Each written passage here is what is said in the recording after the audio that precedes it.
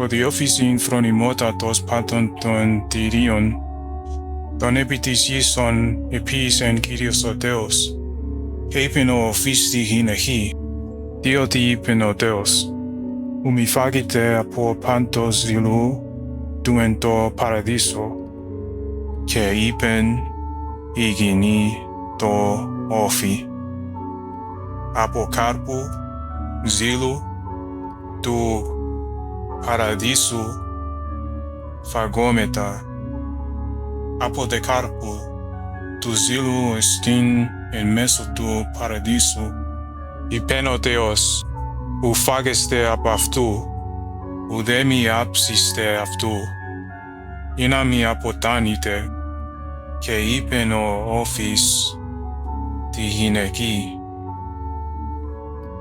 ου θανάτου αποτανίστε.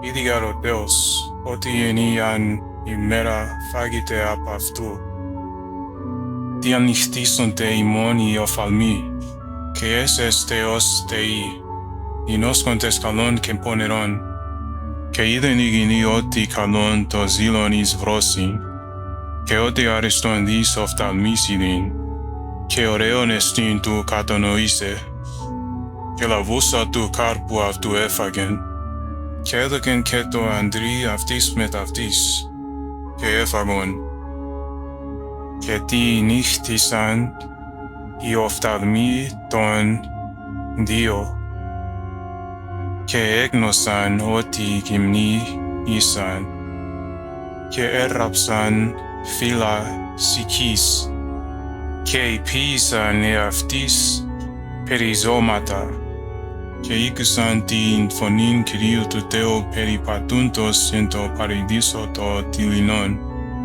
και εκρύβησαν ο τε Αδάμ και η γενή αυτού από πρόσωπου Κυρίου του Θεού εν μέσω του ζήλου του παραδείσου.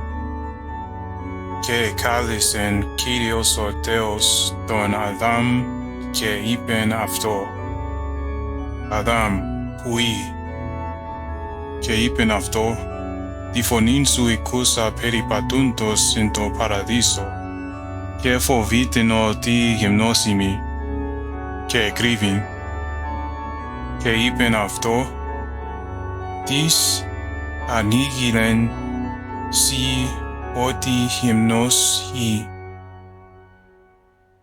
Μη από του ζήλου ενετιλάμιν σοι τούτου, μάνου μη φάγειν απ' αυτού έφαγες.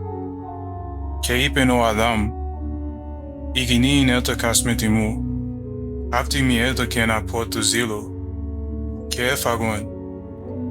Και είπεν Κύριος ο Θεός τη γυναική, τι τούτο υπήησας, και είπεν η γυνή, ο οφείς υπάτησεν με, και έφαγον.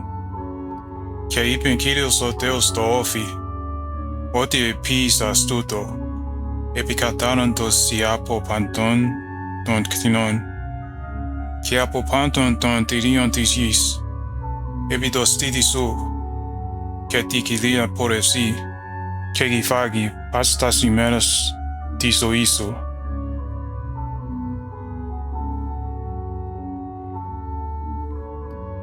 Και έχαν τίσο ανα μέσον σου, και ανα μέσον της γυναικός, και ανα μέσον του σπέρματος σου, και ανα μέσον του σπέρματος αυτής, αυτός σου τηρήσει κεφαλήν, και σοι τηρήσεις αυτού πτέρναν. Και τη γυνή είπεν, πληττίνον πληττινώ τας λύπας σου, και των στεναγμών σου, εν λύπες τέξει τεγνά, και αυτός σου κυριεύσει.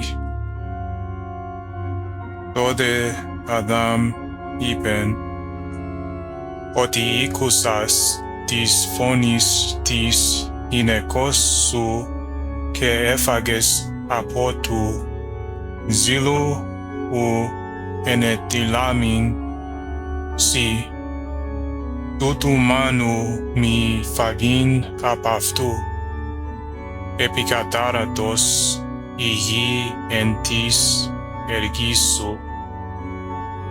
Εν λείπες φάγει αυτήν πάσας τας ημέρας της ζωής σου.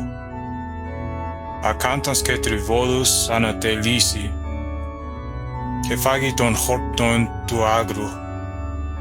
Εν η τρώτη του προσώπου σου φάγει των άρτων σου έως του απόστρεψε σε εις την εις εξής ελίμφτης, ότι γη ή και εις ειν απελεύσει, και κάλεσεν Αδάμ το όνομα της γυναικός αυτού ζωή,